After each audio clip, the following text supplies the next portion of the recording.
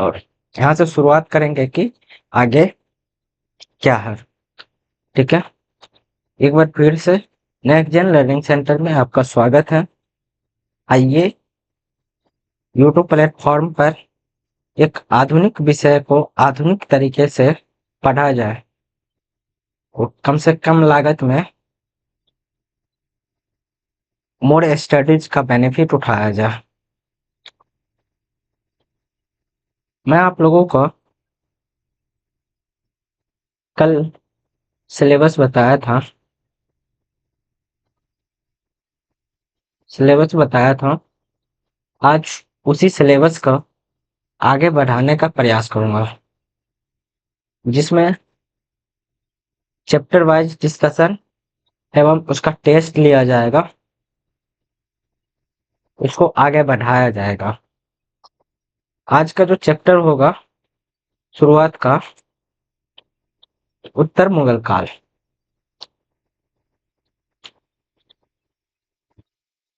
जिसमें पहले मैं आपको बताऊंगा, समझाऊंगा, उसके बाद फिर से बताते बताते भी जाऊंगा और साथ साथ ही उसको लिखना भी पड़ेगा, उसको नोट्स करते जाएंगे।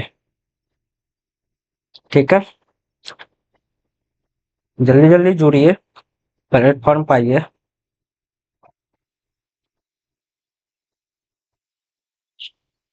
और लाइव क्लास का मजा लीजिए। मैं आपको बताने जा रहा हूँ उत्तर मुगल काल।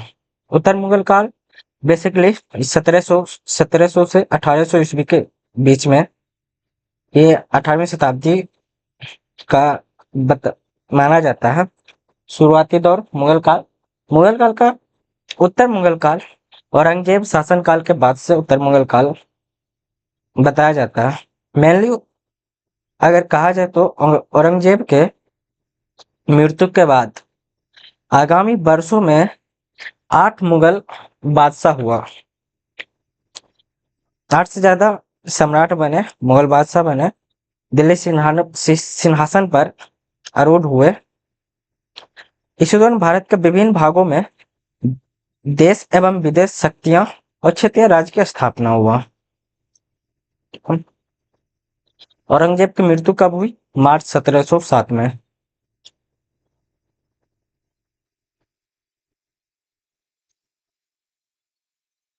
अब मुगल साम्राज्य का विघटन कहिए या पतन कहिए, स्वयं औरंगजेब के मृत्यु के बाद से ही इसकी शुरुआत हो गई। और मुगल साम्राज्य के पतन होने में कई उल्लेखनीय कारण भी है, जो मैं बताऊंगा। ठीक है, तो आइए जुड़िए, जल्दी जल्दी से जुड़ते रहिए।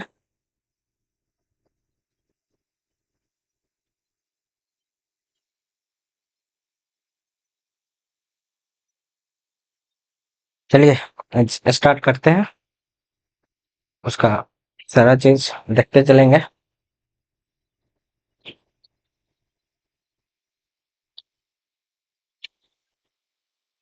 चैप्टर फर्स्ट है, चैप्टर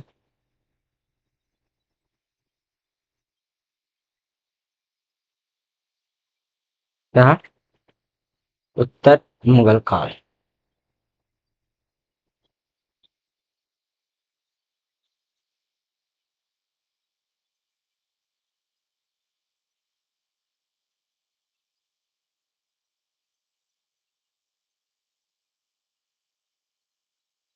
शताब्दी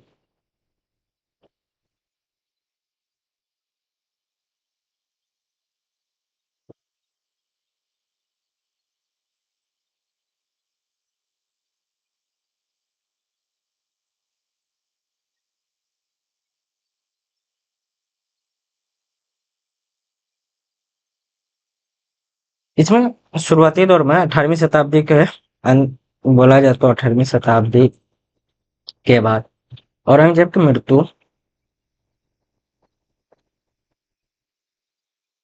औरंगजेब की मृत्यु मार्च 1707 में हुआ। इसके बाद मुगल साम्राज्य में मुगल सम्राट की दौर शुरुआत हुई, जिसमें कुल 8 सम्राट आठ सम्राट दिल्ली सिंहासन पर आए।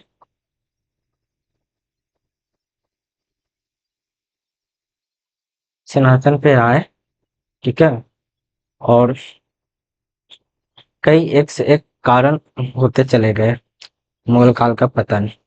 और मुगल काल के पतन की ओर प्रस्थान किए औरंगजेब के शासनकाल के बाद से, ठीक है? तो इसमें बोला जाता है मुगल साम्राज्य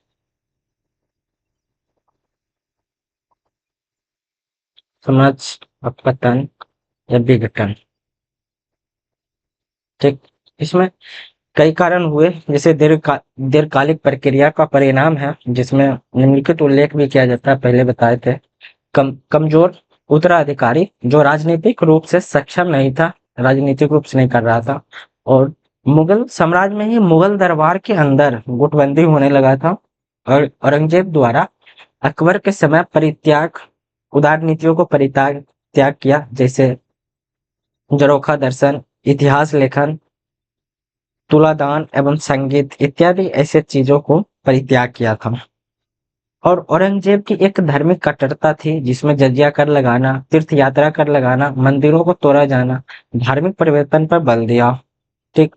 और यही नहीं किया, इससे आगे भी कई समस्या भी थी, जैसे दक्कन मराठा मनसबदारी समस्या थी, राजपूत नीतियों के महत्व को कम करना था, किसानों पर उनकी क्षमता से अधिक से ज्यादा कर का बोझ डाल देना था।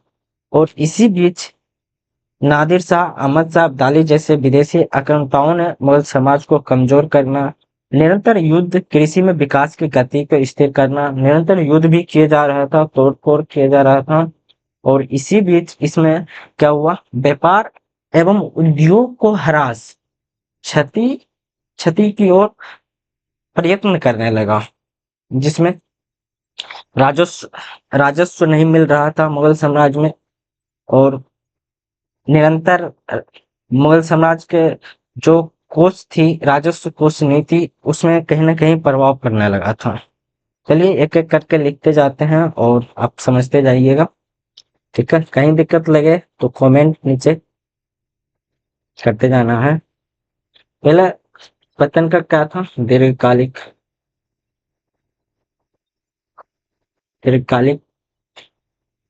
प्रक्रिया का परिणाम था।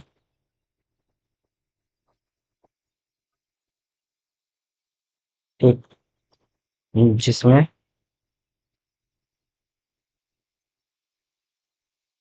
निम्नलिखित उल्लेख है।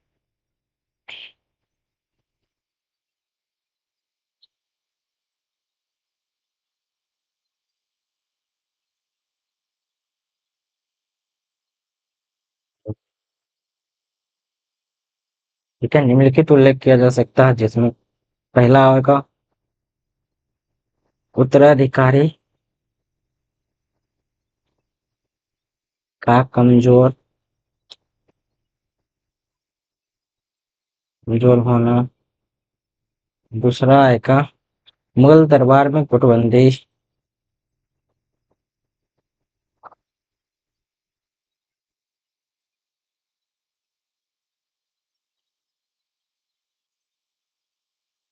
गुटबंदी।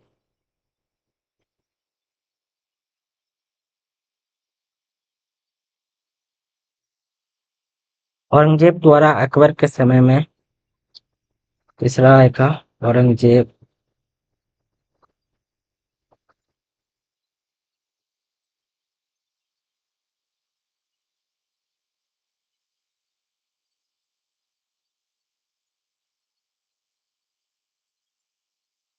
में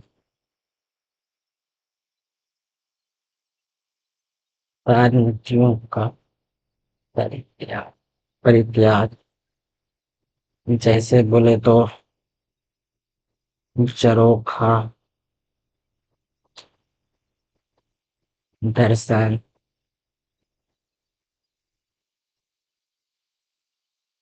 हास लेखन और तुलादान एवं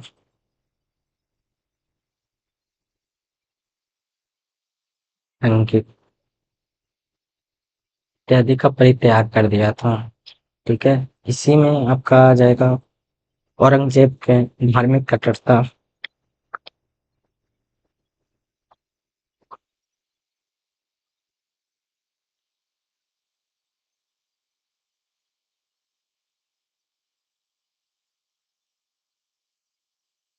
धार्मिक कट्टरता जैसे जजिया कर लगाना,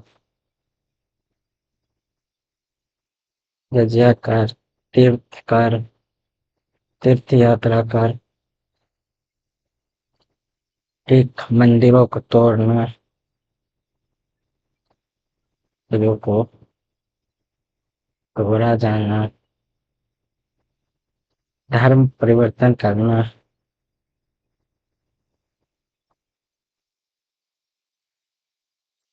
इत्यादि इत्यादि था जो औरंगजेब की धार्मिक कट्टरता नीति थी। ठीक। उसके बाद इसका राजपूतों के साथ संबंध नहीं था। सही। ये हो जाएगा 5वां नंबर, राजपूतों।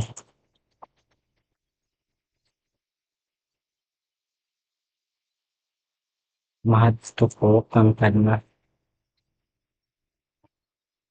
ठीक। 6 में हो जाएगा दक्कन समस्या, मराठा समस्या, किसानों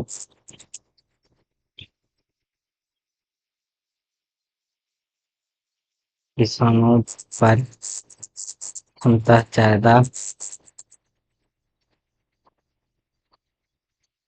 कर का बोझ डालना। एक मनसबदारी मनसबदारी समस्या। इससे ज्यादा थी समस्या, बहुत कुछ था। नादिर शाह 8 में।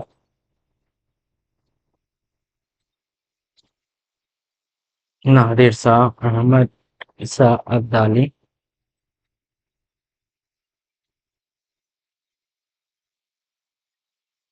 आक्रमण हुए, मुगल साम्राज्य प्रभावित प्रभावित था। ठीक। उसके बाद निरंतर युद्ध जिसमें विकास कृषि विकास की गति स्थिर होना। इसमें हो जाएगा आपका व्यापार एवं उद्योग में ह्रास या क्षति। व्यापार एवं उद्योग में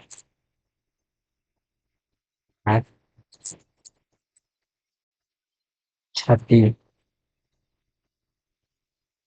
आर्थिक पतन का कारण था। आर्थिक पतन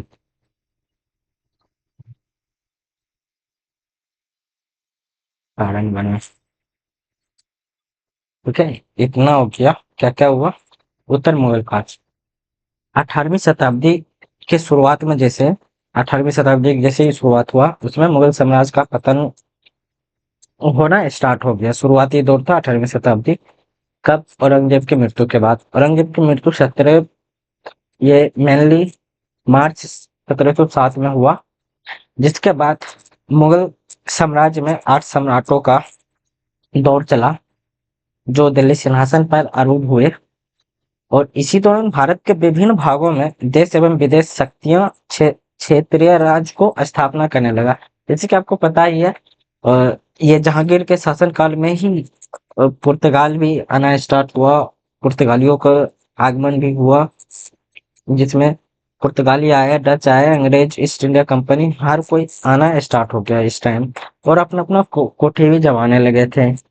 ठीक, इसी बीच औरंगजेब, और यही नहीं कि बंगाल में प्रभावित भी होने लगे थे अंग्रेज औरंगजेब के शासनकाल में, लेकिन खदेड़ने में औरंगजेब कामयाब रहा। फिर मुगल समाज का विघटन या पतन का बहुत सारा कारण था, जैसे कमजोर उत्तराधिकारी राजनीतिक रूप से सक्षम नहीं था, मुगल दरबार में गुटबंदी होने लगा था, औरंगजेब द्वारा अकबर के समय उदार नीति को परित्याग कर दिया था, औरंगजेब की धार्मिक कट्टरता थी, राजपूत नीति महत्व कम करना था, दक्कन समस्या एक आ गया था, मराठा समस्या था, ठीक शिवाजी उस समय थे, मनसबदारी समस्या था, जिसमें कर की बहुत किल्लत थी, और किसानों पर उनकी क्षमता ज्यादा कर लगा दिया था। निरंतर युद्ध, कृषि में विकास की गति थी, और यही नहीं, व्यापार एवं उद्योग में ह्रास भी होने लगा था, जिसको, और कई मुगल शासक आए, और उनके बारे में एक एक करके बात करेंगे, कौन कौन से मुगल शासक आए। ठीक है, आप आइए बात करते हैं मुगल मुगल शासक। उत्तर मुगल शासक,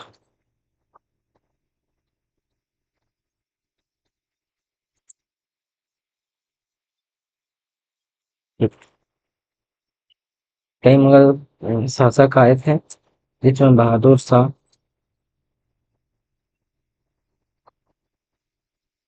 शाह प्रथम, वे जहांदार शाह,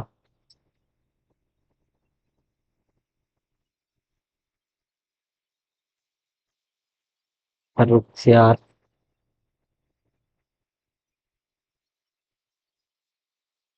फर्रुखसियार,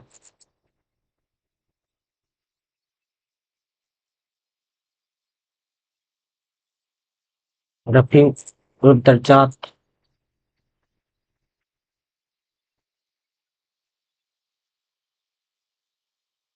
दर्जात, रफी उद दर्जात, पांचवा होगा रफी उद दौला,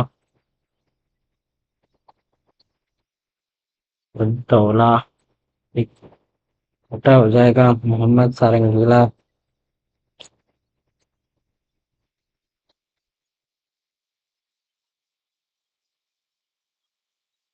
एक सातवां हो जाएगा अहमद शाह,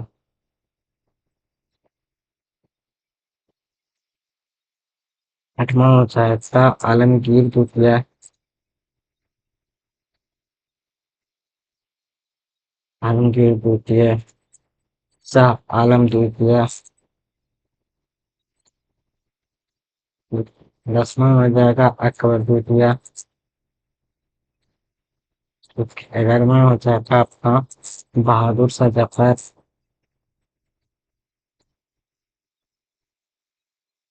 इतना आपका मुगल शासक हुआ, जो 18वीं शताब्दी मुगल समाज को पतन करने में आया। एक एक करके हर एक मुगल बादशाह, उत्तर मुगल बादशाह पतन के कारण बने थे, उसके बारे में एक एक करके चर्चा की जाएगी। ठीक, आगामी लेक्चर में, ये 3-4 लेक्चर में आपका कंप्लीट उत्तर मुगल काल होगा, जो शुरुआती होगा, उसके बाद आधुनिक भारत का विशेष खंड स्टार्ट होगी, जिसमें कंपनियों का आगमन होगा, क्षेत्रीय रियासत का विकास होगा। ठीक है, उसके बारे में चर्चा की जाएगी, और यहाँ से अपना क्लास को आगे बढ़ाते हैं। पहला होगा बहादुर शाह प्रथम, बहादुर शाह प्रथम, ठीक है, जिसको आजम नाम से जानते हैं। ठीक है,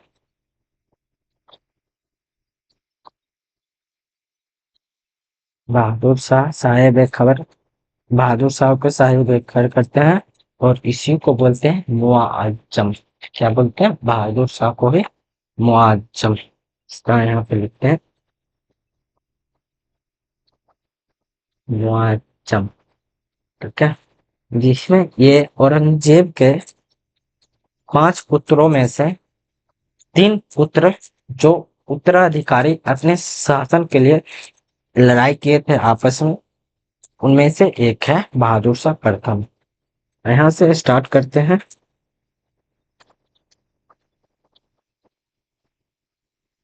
कि अगले लेक्चर में बहादुर शाह प्रथम से ही स्टार्ट की जाएगी।